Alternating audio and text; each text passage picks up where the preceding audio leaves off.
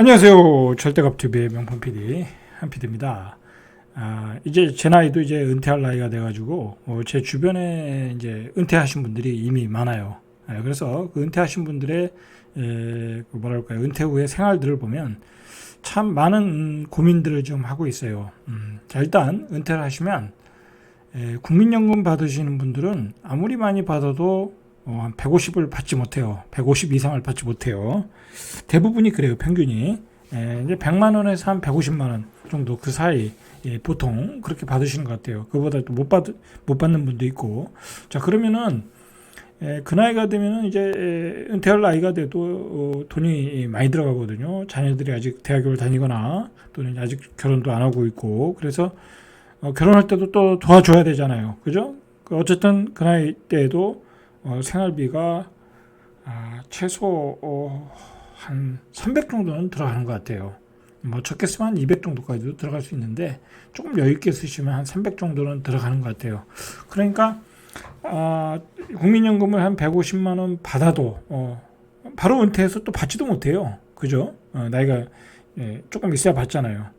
그럼 받아도 150만 원밖에 못 받으니까 직장을 또 계속 찾더라고요. 그죠? 은퇴하고. 자, 그런데 은퇴 후에 직장이 취업할 게 마땅히 없어요. 자기가 일하던 분야에서 연장해서 일한다는 것은 뭐 거의 어렵고, 이제 새로운 분야에서 일을 하셔야 돼요. 심지어는 이제 군인으로 제대하신 분인데, 그런 분들은 입주 청소를 배우시는 분도 있어요. 입주 청소. 이제 아파트 입주 청소 있죠? 사실 그거 잘하면 돈이 되거든요. 이제 그거 자기는 이제 은퇴하고 나서 이제 좀 노동으로 일하는 걸 일하고 싶다 해서 그런 거 배우시는 분도 있고, 그다음에 이제 아파트 관리소장으로 가시는 분이 있고, 뭐 주택관리사에서 아파트 관리소장 가는 분도 있고, 공인중개 사무실 따지는 분도 있고, 심지어는 미화로 취업하시는 분도 있어요. 이거 건물 청소 있죠? 그것도 취업하시는 분 많아요. 왜냐면 그거 뭐 아침에 몇 시간만 이러고 단순하잖아요. 단순하잖아요. 그리고 뭐 국민연금 되고 그다음에 뭐 연금도 나오고 뭐 좋잖아요. 그죠? 그러니까 합쳐가지고 생활을 하시는 분들이 많아요. 자, 대부분이 제가 보면은 10사람 중에 한 사람 정도가 저는 이제 재테크를 연구하고 투자하고 뭐 그런 사람이니까, 저는 제 주변에 그런 사람들은 제가 이제 뭐죠? 이제 따로 아시는 분들은 이렇게 재테크 클럽에서 이렇게 모임에서 아시는 분들은 다 그렇게 하지만, 제 친구들이나 아니면 제 뭐 직장 동료들이나 이렇게 보면은 뭐 노후를 서 재테크 투자하시는 분들 거의 없어요. 대한민국이 그래요. 뭐 재테크 열기가 뜨거우니까 뭐 주식 투자한다, 뭐 부동산 투자한다 그런데 주변에 그렇게 하는 사람 없어요. 물론 주식 투자하시는 분들은 주변에 많아요. 주변에 많지만 주식 투자해서 성공하신 분들은 또 10명 중에 1명이야. 그죠? 현실이 그러니까. 자, 그러니까 굉장히 은퇴를 한 후에 노후에 연금만 가지고는 생활하기 힘들다라는 거예요. 그러면 나가서 일을 하면 되겠죠? 그죠? 일을 해서 벌면은 그걸로 생활이 되는 거예요. 그러나 이제 또 나이가 한 70 넘으면 정말 불러줄 데가 없어요. 일할 데가 별로 없어요. 나이 70 넘어가지고 뭐 일할 데가 어디 있겠어요. 그죠? 뭐 아파트 경비 뭐 그런 거밖에 없어요. 아니면 청소, 그죠? 그런 거밖에 없어요. 뭐 관리소장도 뭐 아파트 관리소장도 할 수는 있어요. 능력 있으신 분들은. 그러나 잘 뽑아주지는 않는다. 별로 할 게 없다. 자, 그때 이제 이 고민을 해결해 주는 게 바로 이 주택연금이에요. 연금. 자, 여러분들 이번에 이제 개정안이 이제 국회 본회의를 통과됐다고 그래요. 그러니까 그 내용을 잘 보시고 여러분들이 주택연금을 활용하시면 노후에 굉장히 편안한 삶을 살 수 있어요. 다른 거 없어요. 이 주택연금의 장점은 뭐냐면, 내가 내 집에서 죽을 때까지 사는데 매달 연금을 준다야. 그죠? 매달 연금을 준다. 굉장히 좋은 제도죠. 그죠? 내가 이 집에 살면서 연금을 주는 거잖아요. 만약에 그런 제도가 없으면 내가 이 집을 팔고 내가 집을 축소하고 그 나머지 돈을 가지고 살아야 되는 거야. 그런 거죠. 그러나 이제 마이너스, 사람들이 꺼려하는 건 뭐냐면 그 사이에 집값이 오르면 어떡하냐라는 거죠. 그 사이에 집값이. 여러분, 그 사이에 집값이 오르면 연금 해지하고 그냥 팔면 돼. 팔고 그거로 노후 자금을 쓰시면 돼요. 내 집이 예를 들어 한 6억의 연금에 가입했는데 작년 뭐 몇 년 전처럼 12억이 됐다, 10억이 됐다. 당장 해지하고 그냥 그거 팔면 돼요. 그죠? 그렇게 하면 돼요. 그렇게 하시면 된다. 자, 개정안 내용을 보시죠. 개정안이 주택담보노후연금 보증 가입 대상 주택가격 상한선이 현행으로는 공시지가 기준으로 9억 정도, 9억 정도였어요. 근데 이것을 시행령에 위임하는 금액으로 바꿀 수 있다라는 거예요. 그러니까 시행령에서 9억에서 그냥 12억으로 바꿔버려. 그러면 고칠 수 있다라는 거야. 아직 상한선은 정해지진 않았어요. 그러나 시행령으로 바꿀 수 있도록 내용을 바꿨다라는 거야. 자, 그래서 앞으로는 9억이 아니라 정부가 시행령으로 정하는 금액 이하의 주택연금 가입 대상으로 하겠다라는 거예요. 자, 여러분, 자, 그래서 정부는 주택 가입 상한 주택 가격을 두고 고심을 하고 있어요. 그래서 지금 나오는 얘기가 12억 원, 공시지가로 12억 원. 자, 공시지가로 12억 원이면 제가 보기에는 시가로는 한 15억 이상까지도 받을 수 있어. 15억 이상 거래되는 가격의 주택도 주택연금에 가입해서 받을 수 있어. 그러면 제가 뭐 구체적으로 이 15억을 넣었을 때 얼마를 받는다라는 거는 금액은 아직 모르겠어요. 그거는 이제 다 케이스 바이 케이스가 있기 때문에. 그러면 대략 200에서 한 300만 원 사이는 받을 거란 말이에요. 한 뭐 9억 원에서 한 뭐 12억 원 사이라고 하면 한 200에서 300. 그러니까 여러분들이 60세에 가입을 했어. 60세에 가입을 했으면 그냥 죽을 때까지 200에서 300을 받는 거야. 그죠? 그러면 내가 연금을 한 100만 원 받아. 그리고 주택연금 한 200만 원 받아. 그러면 300만 원이잖아요. 그럼 내가 일을 안 해도 그 연금 가지고 생활할 수 있다라는 거야. 여러분, 그 나이가 들면은 몸이 언제 아플지 모른단 말이야. 그죠? 내가 중간에 어디 직장에 나가서 일을 해도 뭐 예를 들어 어디 뭐 관리소장을 하거나 뭐 어떤 뭐 경비를 서거나 일을 해도 나이가 몸이 아파서 못 나갈 경우가 허다하다고. 그러면 못 나가면 내 100만 원 가지고 못 살잖아. 자, 그때 이걸 이용하시면 되는 거야. 그죠? 자, 그리고 이게 욕심을 좀 갖지 말아야 되는 게 뭐냐면 여러분들 이제는 뭐 자식들한테 물려줄 것도 없어. 물려줄 게 뭐가 있냐고. 다 공부시켰지. 뭐 장가 갈 때 알아서 장가도 잘 가고, 그죠? 그러면 됐다고. 이제 여러분들이 이 주택 가지고 마지막 노후연금으로 쓰셔야 되는 거야. 그리고 여러분들 생각을 하셔야 되는 게 아무리 100세 시대라고 하지만은 이번에 작년에 우리가 코비드 사건을 겪어보면서 뭐 저희 아버님도 갑자기 뭐 코비드 때문에 돌아가셨지만 주변에 코비드 때문에 갑자기 돌아가신 분들이 너무나 많아. 그러니까 앞으로의 세상은 이 기후 변화, 그다음에 이 감염병이 많아지는 세상. 뭐 기후 변화 때문에 그 전염병이 더 많이 생긴다고 하잖아. 시베리아 동토가 녹으면서 그 바이러스들이 많이 나온다고 그러잖아. 자, 그러면 내가 언제 어떻게 될지를 몰라. 그러니까 여러분이 가지고 있는 재산을 꼭 들고 이걸 뭐 죽을 때까지 가지고 있어야 된다. 그럴 필요가 없다라는 거야. 그럴 필요가 없다. 자, 그러면 이 주택연금을 가지고 그냥 계속 내 생활비를 쓰는 거야. 괜찮다. 단지 여러분들이 이 주택연금을 활용하기 위해서는 중요한 게 있어요. 왜냐하면 이걸 팔면 안 되잖아요. 팔 수가 없잖아, 이 집을. 그러니까 여러분들이 내가 노후에 최종적으로 살 지역을 정해야 돼. 최종적으로 살 지역을 정해서 그 지역의 집을 가지고 노후용 이 주택연금에 가입해야 돼. 내가 지금 살고 있는 집을 주택연금으로 가입을 했는데 이사 가고 싶어. 그러면 안 된다 이거야.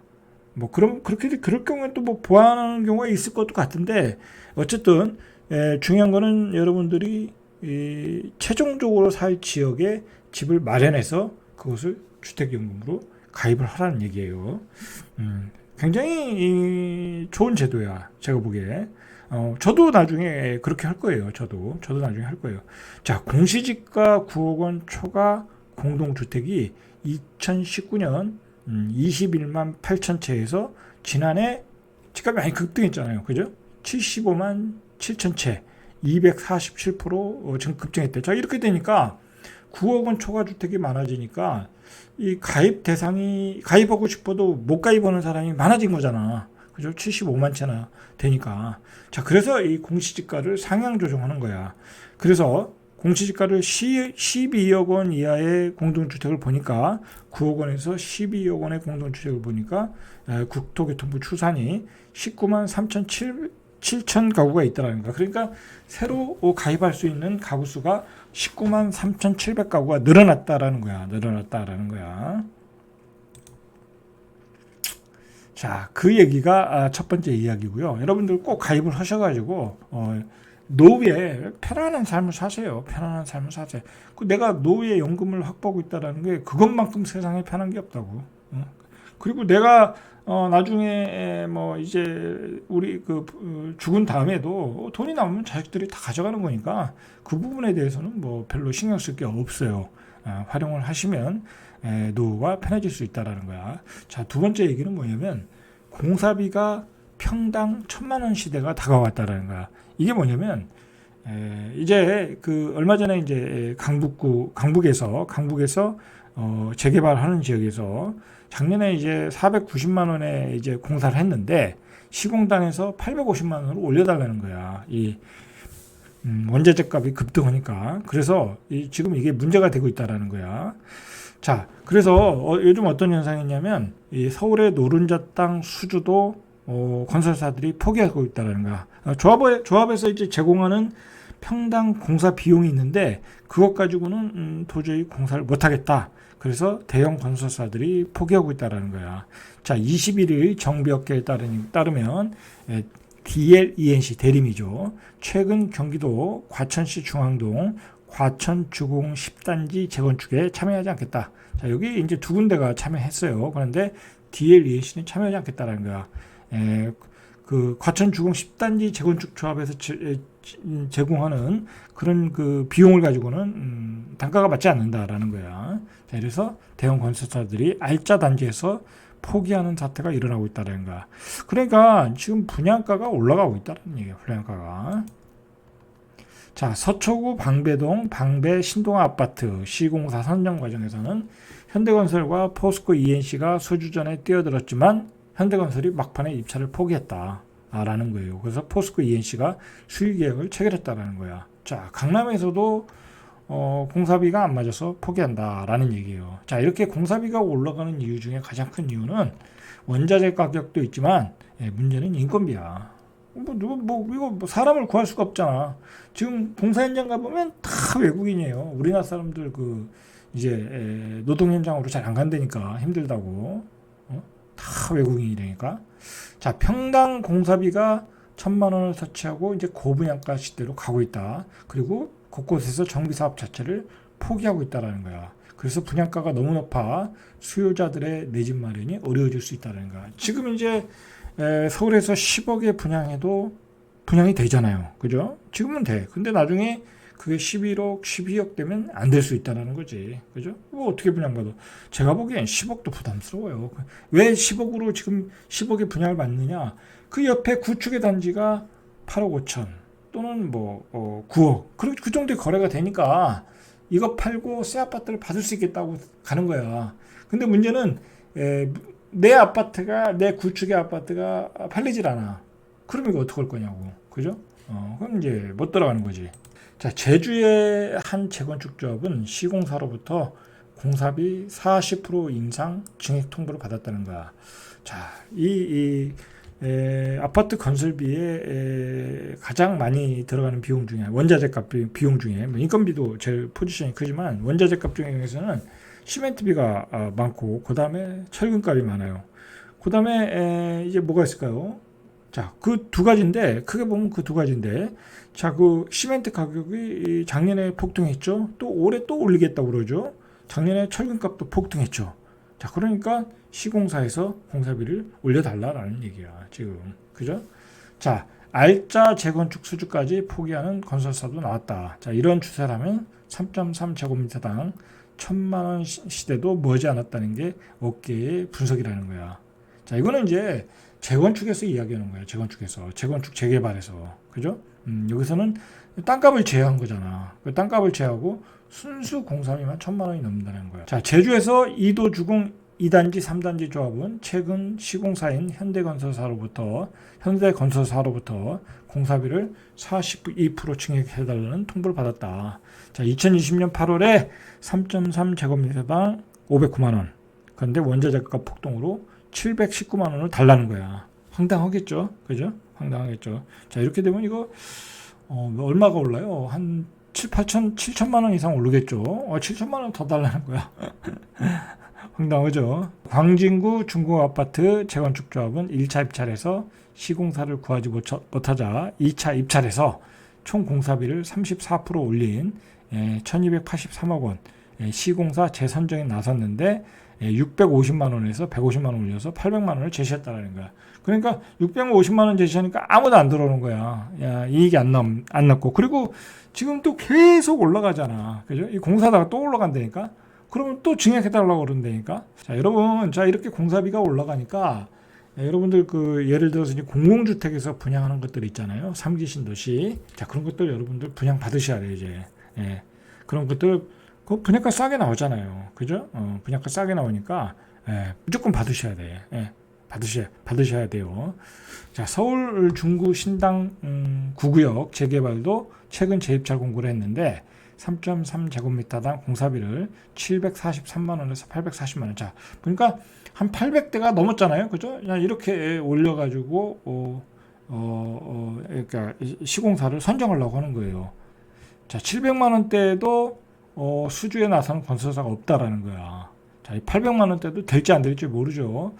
자, 이렇게 계속해서 분양가가 폭등하고 있다. 한국건설기술원에 따르면 건설 공사비 지수 지난 4월에도 150.25를 기록하며 상승 추세이다. 그리고 또 문제는 뭐냐면, 자, 내년부터 사업계획 승인을 새로 신청하는 30가구 이상 모든 민간 아파트에 제로 에너지 건축을 의무화해야 된다는 거야. 자, 그러니까 이게 제로 에너지 정책을 반영하려고 하면 당연히 아파트의 단열 성능이 좋아야 되겠죠. 그리고 신재생 에너지 활용도를 높여야 되겠죠. 그러니까 자재들이 추가 투입돼야 된다는 거야. 그래서 공사비가 더 올라갈 수 있다는 거야. 그죠? 그래서 최대 30%까지 늘어날 전망이라는 거야. 그죠? 내년부터 하는 공사해야 되는 아파트는 이런 법규를 적용해서 이 탄소 중립 로드맵에 맞춰서 시공을 해야 된다는 거야. 그에 따라서 공사비가 더 올라갈 수 있다. 자, 여러분들, 자, 이런 거 참고하셔가지고 앞으로 3기 신도시 또는 뭐 사전 청약 나오면 적극적으로 청약들을 하셔가지고 이런 인플레이션에 대비를 하시길 바랍니다. 자, 이상 절대값TV의 명품 PD 한 PD였습니다.